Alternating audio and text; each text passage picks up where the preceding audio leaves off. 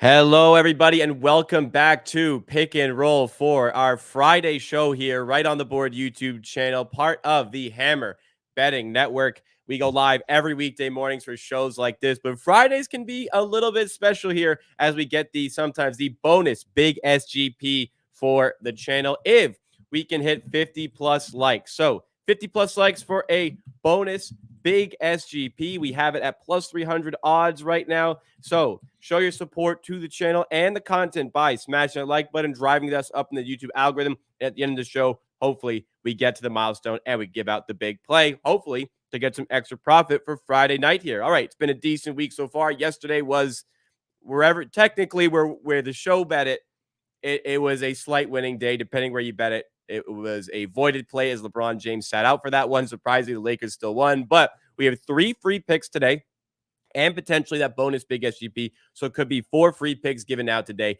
That absolutely deserves a like, and you get the bonus along with it. All right, let's do one last check on everything here to make sure we have all the odds necessary to make these plays. And we do. Let's get into the picks that we have for today. So we're going to start off with the Suns and the Hawks game, and we're going to go to DraftKings for this SGP. We're going to be taking Kevin Durant over 23.5 points and Trae Young 20 plus points. So 2 overs on this side for the first of 3 plays that we're going to give out here. The second play is in the Heat and Wizards game. It is going to be just a player prop here for Daniel Gafford. Daniel Gafford, we're going to be taking him under 10.5 points as the Wizards take on the Miami Heat.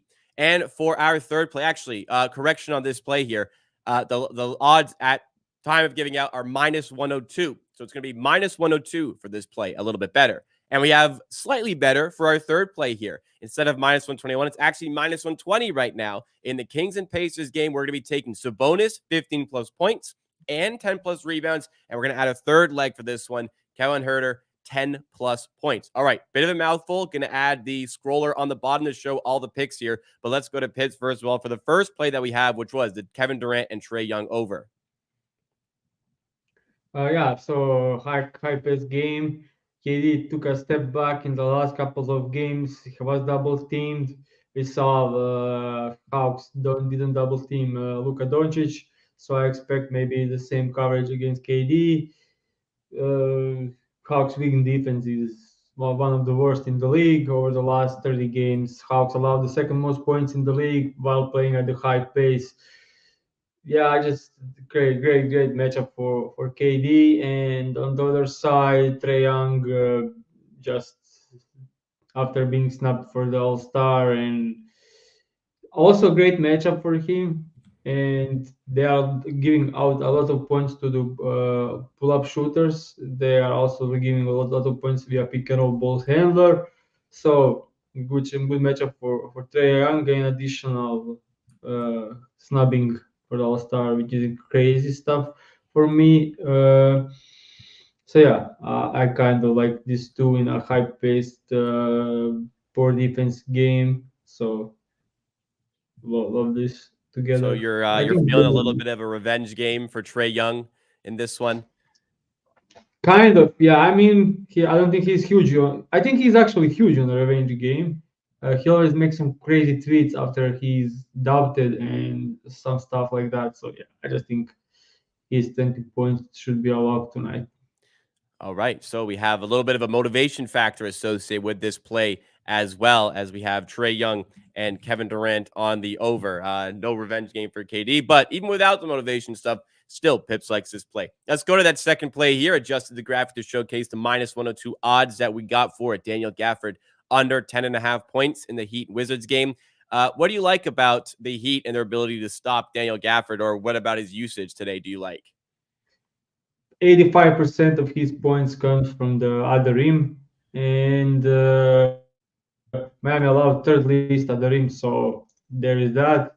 Also, when he's playing 24 to 32 minutes, which is expected for tonight, against teams that are not 10 worst teams in defending the rim, he is under in 10 out of the 16 game with 10-point average, going over against Pistons, against Bucks, against Denver, all known for poor pick and roll man defense.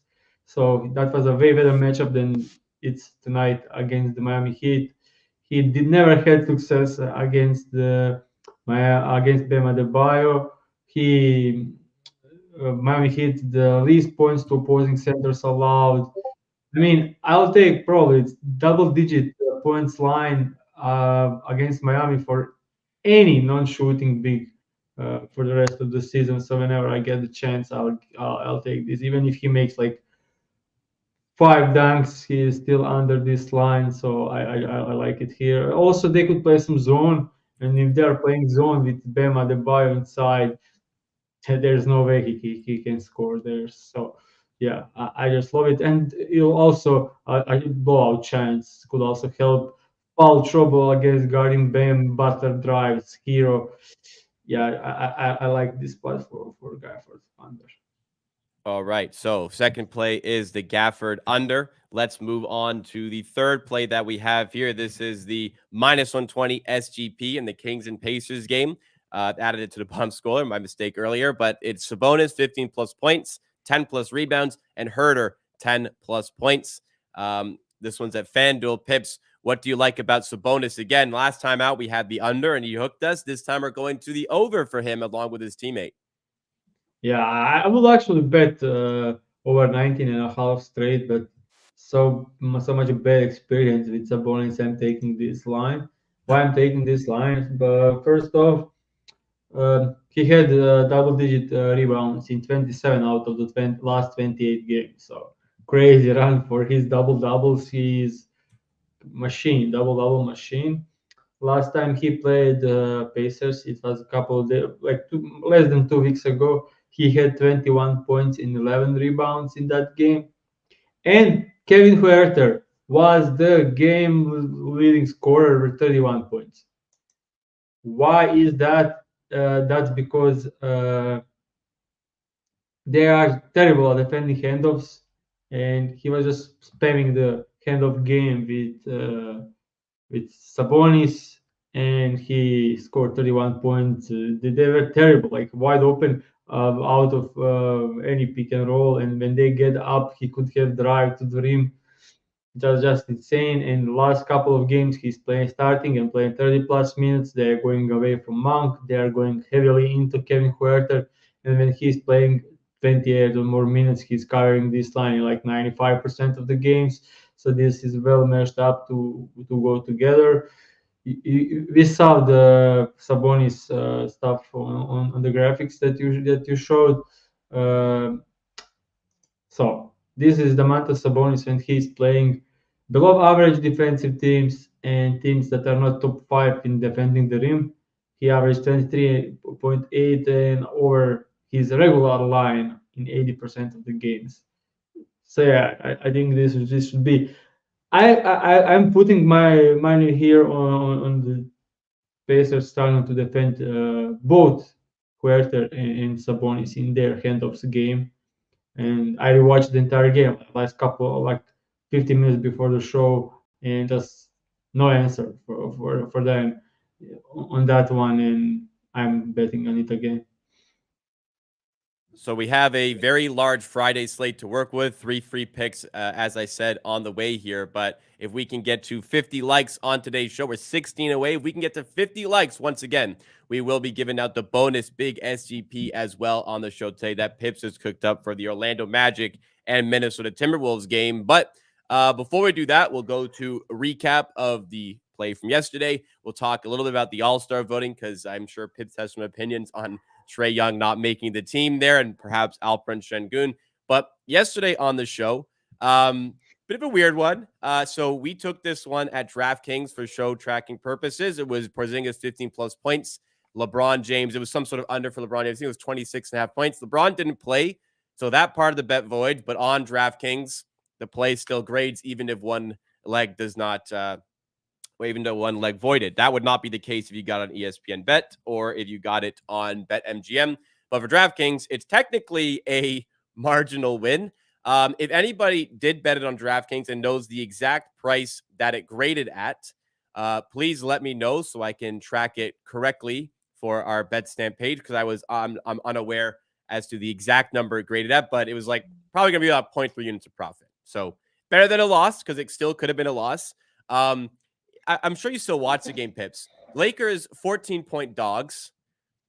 LeBron and AD did not play, and the Lakers beat the freaking Boston Celtics.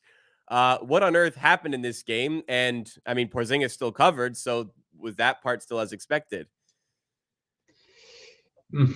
It was painful game to watch having Porzingis because Lakers had a huge lead the entire game and Porzingis had 2 points in the first half.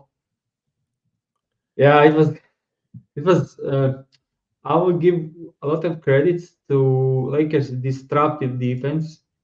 Jared Vanderbilt was everywhere. He was doing everything. Like he played insane first. Before the injury, he was the main protagonist for their lead. He was grabbing offensive rebound and getting everywhere on defense. High turnover game for Boston Celtics because, as I said, the disruptive defense. They were just playing five guys that can move well, and they were double teaming Tatum, double teaming Jalen Brown, double teaming Porzingis, and just rotating behind. And they did it pretty well in this game. And on the other side of the court, they couldn't miss from 3 point line, and that's that's a recipe to win the games. They shot 53% from the 3 point line. Austin Reeves was 7 out of the 10. Even Jared Vanderbilt was 2 from 3 point line. Like they just couldn't miss from three. And the Celtics had their struggles. They couldn't make any threes, and they have 15 turnovers in that game. So yeah, it was insane to watch this G League team of Lakers cruising against the Boston Celtics. There's just something about the NBA in the last, I'd say, year and a half now since the start of last season where like if you were to like you'd get limited quickly, but if you were to steam chase every bit of injury news like this, you would be getting sensational close, sensational value on the bet. But over the course of a year and a half, it feels like you'd be pretty close to break even, maybe even slightly losing. Like there's just something strange about the NBA when star players are out. The I don't know what it is, just the other cast involved, the other players in the court just seem to lift themselves up a bit more. I don't know, they try harder. I don't know what it is. Like this is a couple years ago now. Maybe this applies as well. Like John Morant missed like 20 games to the Grizzlies, and they went on some ridiculous run of wins without him But that's playing. Memphis. That's I know, Memphis. but They are like winning it for now. other teams too, this seems like a bit of a theme. Yeah. I don't know how. Like, what do you think it is that's causing this sort of thing? I honestly don't know, but maybe we are overvaluing the best players. I think closing line value in those scenarios maybe it's not even good enough because I think people are overvaluing the best players. Right. Like you when you have like Jalen Brown out for the Boston Celtics, I don't think that's even a terrible thing for them. Like they still have like his production is easily replaced, especially when you have Jason Tatum, Derek White, Porzingis on the team, and um, interesting game was Thunder against the Pistons. That was one of the most insane games I've seen. Like Pistons were like 12 points dog, and then it blown out Thunders in that game without Cade. That was like week ago. So crazy thing happens. Memphis winning by 10 against the Miami Heat, like with everyone out. It's it's really insane. But as I said, we are maybe we market overvalues some players. Perhaps, I mean, perhaps that is the case. Maybe it's a case of also undervaluing the replacements. Could also Yeah. just be like just the amount of bets coming in right away on the injury news. It's over adjusted. I will say one thing. Like I think replacement players are undervalued, as you said, because NBA talent level is so high that you Yeah. have players that usually don't have any responsibility like for example, in offense, that are capable of being a good player, but they are just in their role, so no one thinks they are capable of doing it. If if if I made any point of clear there. I want to be clear here in saying I'm not advocating that when the line steams the other way off injury, just bet the underdog like the Lakers here. In general, grabbing stale lines is extremely profitable if you can do that and manage to keep your accounts open. Agreed there. It's just a weird phenomenon in the NBA. NBA props 20 asked how often has it happened on a Circles Off episode with Kirk Evans and Rob Pizzola, also part of the Hammer Betting Network. They went through a little bit of it, and I think the answer was like it's around 50-50, which it absolutely should not be on like the original line, considering the line moves so dramatically. Probably not enough of a sample size to suggest this is a theme My to sample capitalize on. size when I get on the stale line after surprising news coming out who is out is I'm very much in negative there. Like when I'm just I remember like it's always like you always remember the one that lose. It's like selective memory, That's true. and that's yeah. You need to track data and look at data and then come to conclusion. But my also recollection of the data of the memory is they lose more than not. Like I remember last season, or I think last season, I had Miami Heat. I think everyone was out in that game. I got like minus 5.5. It closed like minus 14 and a half or 13 and a half, and they lost. And I had like 3 to 4 of those last season alone. So I think insane stuff. Like Yeah, another take here is that maybe the opposition plays down to a team.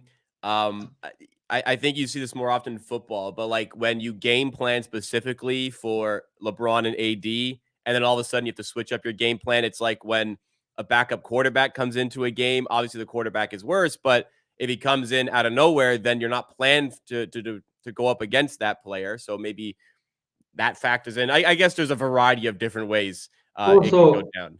Also, if you are opposing player and you are coming to the game and you see LeBron is out and AD is out, you take it Yeah, a a little bit bit like easy. more relaxed, and then you are down 15 points, and then you try to climb while other team is already hot. That's what happened last night. Uh, Boston came into the game like we don't give a fuck about playing in this game.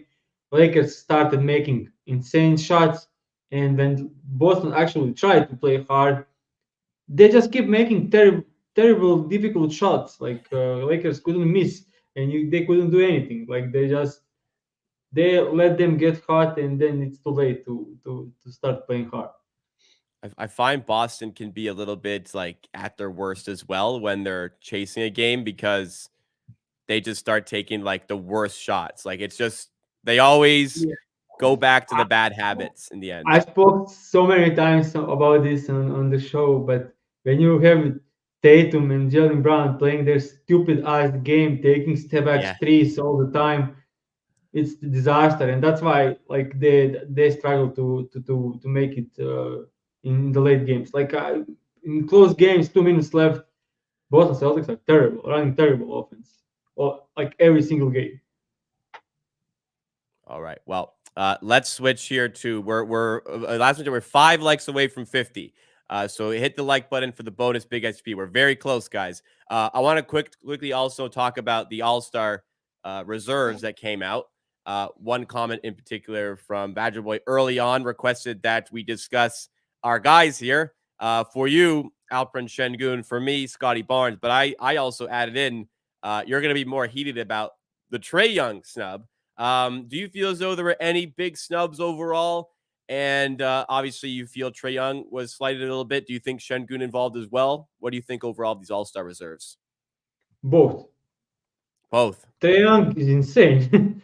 Trae Young one makes absolutely no sense at all. Like he's better player than like Jalen Brown. That's out of question. Better player than Tyrese Maxey and better player than Paolo Banchero. Like that's without any question. It's not even close. Like that's zero like argument like for any over Trae Young. That's actually absurd.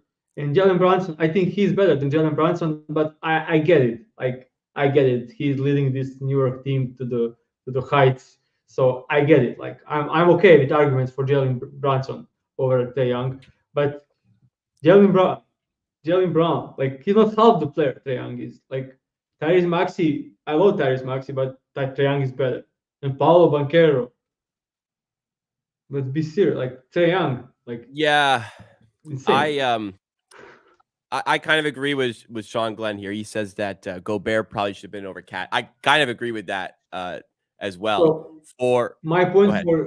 for Sabonis, my point for Şengün is over Karl Anthony Towns. Like he's also no brainer. Like I would have gone for that. Would have been my pick as well. I think Gobert and even Sabonis over Towns makes sense more than for Cat being there. yeah, the biggest thing people were bringing up online was that Sabonis and Fox both didn't make it.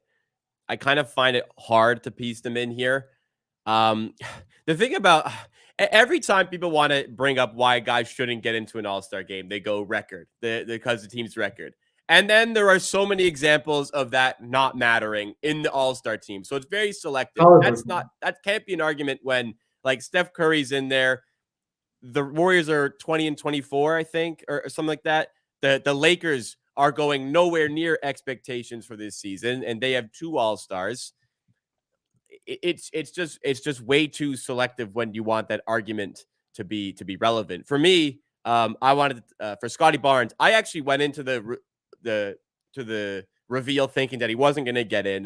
Like the Raptors. I mean, the Raptors are like I think they're 17 and 30. There's not a good record. But then I saw Paolo Banchero made it, and I was like, okay, now I'm upset because I would have been okay if I respect. I like obviously Paolo Banchero is a great player, but Scotty Barnes has been superior to Banchero this season. So then I was like, okay, I didn't think he would make it, but now that I see who made it ahead of him, and I feel like Scotty Barnes, I think the only stat that Scotty Barnes is not superior than Banchero is points per game, but Barnes is still above 20. Banchero's like 23. I think every other major statistic, 2-point percentage, 3-point percentage, rebounds, assists, effective field goal percentage. I think even free throws and every single other statistic, Scotty Barnes is better than Banchero, but record matters also for way this one. better on defense. Also Way way better better on on defense. defense. Yeah. Way more impactful overall, I think, to his team. Yeah, I don't know about that. There will be some reserves. Some injury reserves that come in because of the injuries to Julius Randle will be out. It is complete. The thing about that is it's completely up to Adam Silver. There's no shot. I hope this is the case, Alan, that Scotty takes Julius' spot. I hope so, but Adam Silver's not picking a person on a team like that. On a team with a record like that. I don't know if you think I don't think he's going Trae Young either in that case. Yeah, top of my head, I'm not sure who he just slots in to the East All Star injury reserve. I just want to say that I completely understand why Fox didn't make it because in January he was terrible, like terrible month. Like he had insane start to a season. He averaged 30 points a game from like in the first 3 months, and then in January fell flat on the 20.2 points a game with terrible efficiency, like 15 game span with terrible being terrible. So I kind of get it with Fox.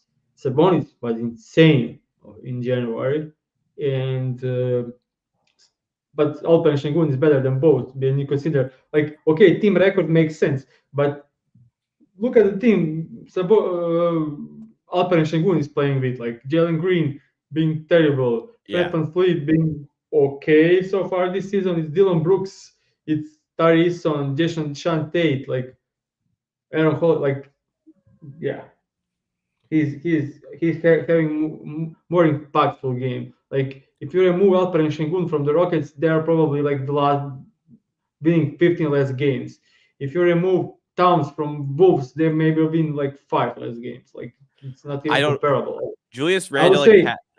Go ahead. Go ahead. I would say Towns is not even like second best player on the team. He's probably third best player on the team. So third best player on the team is making All Star game. Yeah, Like I if I was changing the West, I would put Şengün or Sabonis above Towns. I'd actually even consider putting Gobert above Towns as well. As you said, he's probably the second yeah, best player. In the East, Randall also falls into the category of like Randall's injured right now. I don't think the Knicks will drop off that much with his injury. I feel like Banchero and Randall could have been replaced by Trae Young, Scotty Barnes, but yeah, not the Jalen case Brown, here. what Jalen Brown as well. Jalen like Brown tricks y'all, man. I don't know out how of he fools you any guys player, fools everybody every season. out of any player on this list you just showed on the screen, Jalen Brown is by far the worst player here.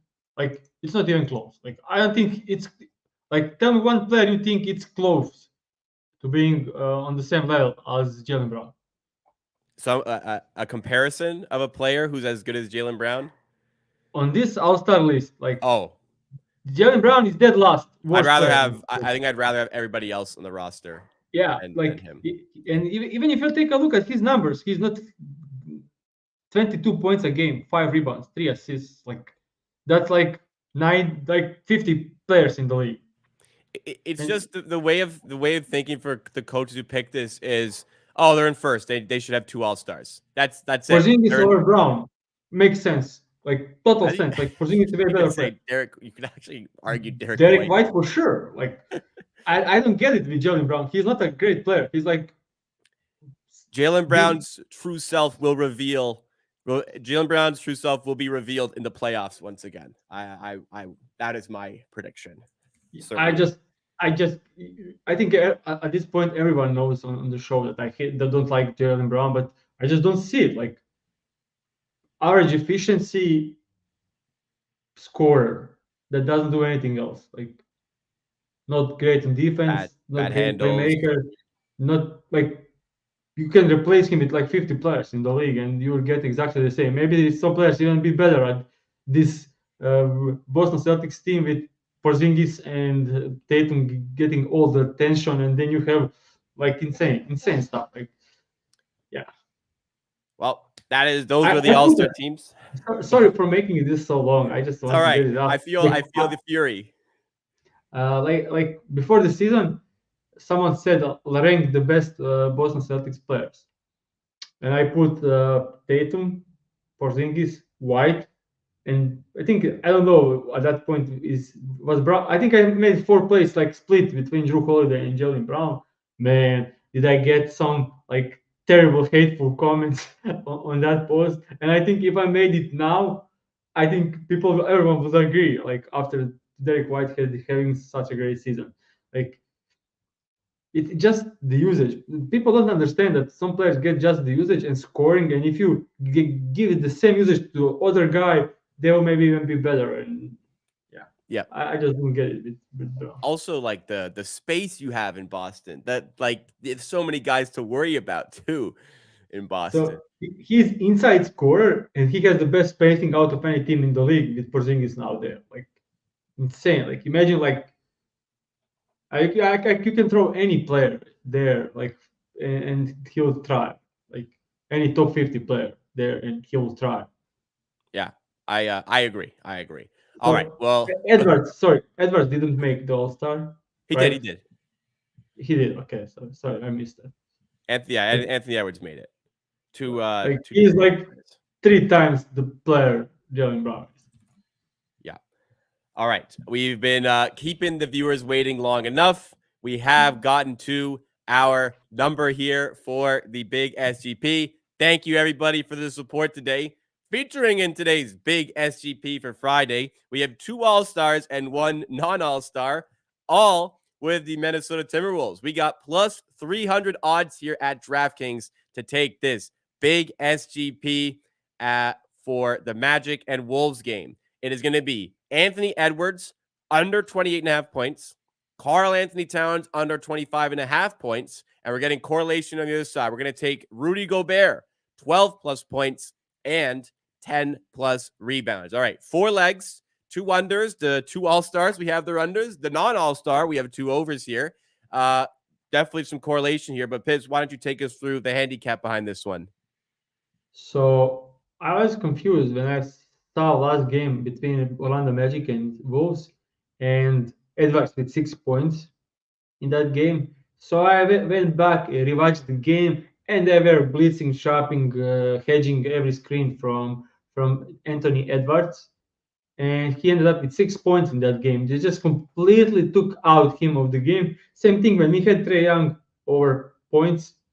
He was also taken like this. So seems like that's the strategy for Orlando Magic to do in that game. So yeah, and out of it, who profited? Rudy Gobert. Rudy Gobert had 21 points and 12 rebounds in that game, mostly because after some blitzes, he was getting wide open dunks. Same thing like Capella did and like Kongu did when they double teamed Trae Young. But also they did help a lot on drives from Towns. Towns ended up with 28 points in that game while shooting 5 from 3.